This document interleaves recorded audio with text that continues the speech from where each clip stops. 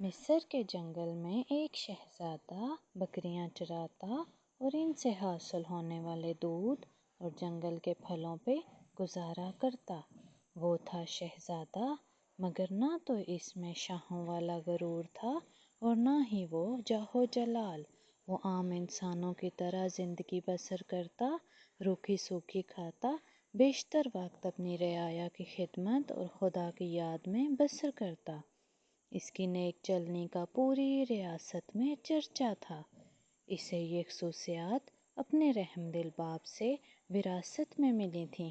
ایک دن شہزادہ معمول کے مطابق رعایا کے مسائل سننے کے بعد جنگل میں دنیا سے بے نیاز خدا کی یاد میں تھا کہ اس نے دیکھا ایک غریب لکڑہارا اپنے گدھے کو ساتھ لیے ہوئے لکڑیاں کاٹ رہا ہے اور وہ اس سے باتیں بھی کیے جا رہا ہے، حالانکہ اسے معلوم تھا کہ نہ تو گدھا اس کی بات سن رہا ہے نہ ہی سمجھ رہا ہے، پھر بھی وہ زار و قطار رونے لگا۔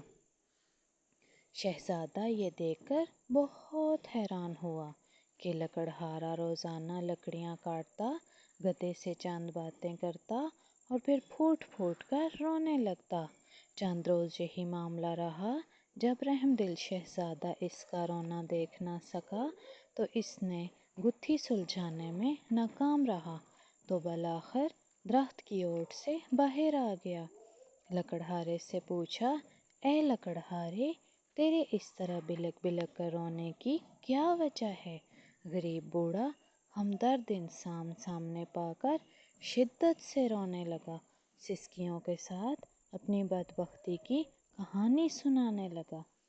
میرا ایک بیٹا تھا جسے خدا نے بے تحاشا دولت سے نوازا تھا، ہر طرح کا عیش اسے میسر تھا، مگر اس دولت کا غرور اس کے تن بدن میں اس قدر عادی ہو چکا تھا کہ اسے اپنی دولت کے سوا کچھ دکھائی نہ دیتا تھا۔ اپنے غریب رشتہ داروں کو دھکے دیتا، انہیں ذلیل و رسوا کرتا، پھر اس کی بربادی کا دن آ گیا اور میری دور کے ایک رشتہ دار دوسری ریاست میرے گھر سوالی بن کر آئی، یہ سوچ کر کہ مشکل میں اپنے ہی کام آتے ہیں۔ وہ بہت غریب تھی، اس کی بیٹی کی شادی قریب تھی مگر کوئی انتظام نہ ہو پا رہا تھا۔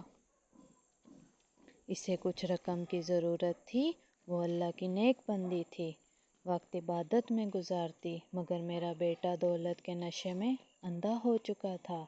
اس عورت کو دھکے مار کر گھر سے نکال دیا۔ یہی وہ وقت تھا جب ہماری بربادی شروع ہوئی۔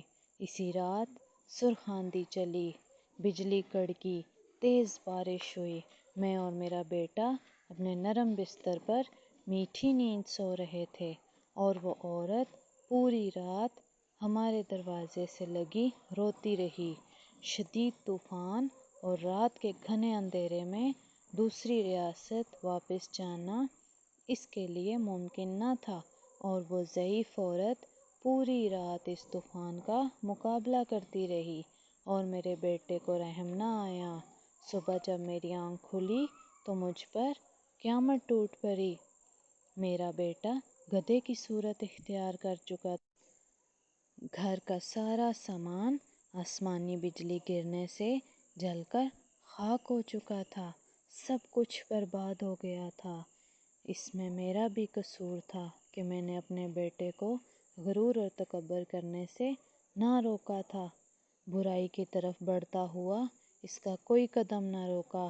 اب یہ عالم ہے کہ میں جنگل سے لکڑیاں کاٹتا ہوں، اپنے ہی بیٹے پر لاد کر بیچنے کے لیے لے جاتا ہوں اور اسی سے ہم باپ بیٹے کا گزارا چلتا ہے۔ یہ سن کر شہزادے کی آنکھیں نم ہو گئیں اور وہ لکڑہارے سے مخاطب ہوا، اے ضعیف انسان، تو نے بہت ظلم کیا ہے۔ بے شک برائی پر خاموش رہنا اور اسے نہ روکنا اس کا ساتھ دینے کے مترادف ہے۔ تو نے اپنے بیٹے کو برائی سے نہ روکا، مجھے تیری حالت پر افسوس ہے۔ اب میں اپنی اس غریب رشتہ دار کی تلاش میں مارا مارا پھرتا ہوں۔ اس کی تلاش مجھے رلاتی ہے، شاید وہ میری امداد کر سکے، وہ مجھے مل جائے تو میں اس سے معافی مانگوں گا، شاید میرے گناہوں کا ازالہ ہو سکے، مگر افسوس وہ مجھے کہیں نہیں ملتی۔ یہ کہہ کر لکڑہارا رونے لگا۔ شہزادے نے اس کی آنکھیں پونچھتے ہوئے کہا، تو اپنے گناہوں کی معافی اللہ سے مانگ، وہ بہت رحیم ہے، اگر اس نے تجھے معاف کر دیا تو تجھے اس عورت تک پہنچانے کا کوئی نہ کوئی سبب ضرور بنا دے گا، وہ بہت مہربان ہے اور اپنے بندوں پر ظلم نہیں کرتا۔ بوڑھا لکڑہارا اسی وقت سجدے میں گر کر بلک بلک کر اپنے گناہوں کی معافی مانگنے لگا۔ اچانک دور سے کسی گھوڑے کے ٹاپوں کی آواز سنائی دینے لگی۔ ایک خوبصورت شہزادی سفید رنگ کے حسین گھوڑے پر سوار تھی، قریب آ کر شہزادے سے مخاطب ہوئی، اے شہزادے، آخر یہ کیا ماجرا ہے؟ شہزادے نے بوڑھے کی رام کہانی شہزادی کو سنا دی۔ شہزادی کی آنکھوں میں آنسو جاری ہو گئے اور وہ گھوڑے سے اتری اور لکڑہارے سے کہنے لگی، میں ہی وہ لڑکی ہوں جس کی ماں تیرے در پر سوالی بن کر آئی تھی، مگر اے بدبخت، تیرے مغرور بیٹے نے اس نیک عورت کی زندگی ہی چھین لی۔ ساری رات تیرے دروازے پر تیز بارش میں طوفان کا مقابلہ کرتی رہی کہ شاید تجھے رحم آ جائے، بالآخر تیز بارش کی ٹھنڈی بوندوں کو وہ بوڑھی جان برداشت نہ کر سکی اور دنیا سے چلی گئی۔ جب صبح ہوئی تو رحم دل بادشاہ معمول کے گشت پر تھا، اس کا وہاں سے گزر ہوا۔ جب میری ماں کو گھر لایا تو ماں کی لاش دیکھ کر میرے پیروں تلے سے زمین نکل گئی، اب میرا کوئی سہارا نہ تھا۔ بادشاہ یہ سب دیکھ کر بہت پریشان ہوا، بالآخر اس نے مجھے اپنے ساتھ لے جانے کا فیصلہ کیا۔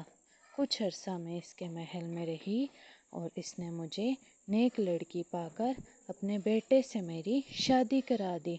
شاید یہ میری ماں کی دعاؤں کا نتیجہ تھا، جس نے میری خاطر اپنی جان قربان کر دی، اور اس کے اپنے رب نے مجھے فرش سے اٹھا کر عرش پر بٹھا دیا، اس نیک شہزادے سے میری شادی کرا دی جو اس وقت تیرے سامنے کھڑا ہے، اور تجھے تیرے مغرور بیٹے کے کرموں نے عرش سے فرش پر گرا دیا۔ خدا کی قدرت دیکھ کر لکڑہارا شرمندگی سے زمین میں گھڑتا چلا جا رہا تھا، رو رو کر شہزادی سے معافی مانگی۔ شہزادی بہت رحم دل تھی، لکڑہارے کے آنسوؤں سے اس کا دل بھر آیا اور اس نے اسے معاف کر دیا۔